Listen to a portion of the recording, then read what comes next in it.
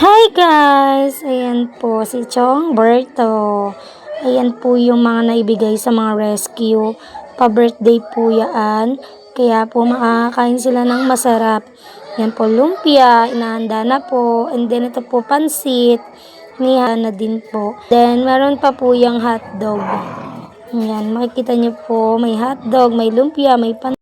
Simple lang po yan, pero sa mga rescue, malaking halaga na po yan na makapag-birthday kayo dito at mapakain sila ng mga ganyang bagay po. Kaya po, sa mga magbe-birthday po, ay sana ay mapansin nyo ang aming shelter. Makikita nyo po ang matyagang paghihintay ng aming mga rescue at ang saya sa kanilang mga mata. Dahil po kahit papano ay naaalala sila ng mga taong mayroong halaga sa kanila. Yan lang po, salamat.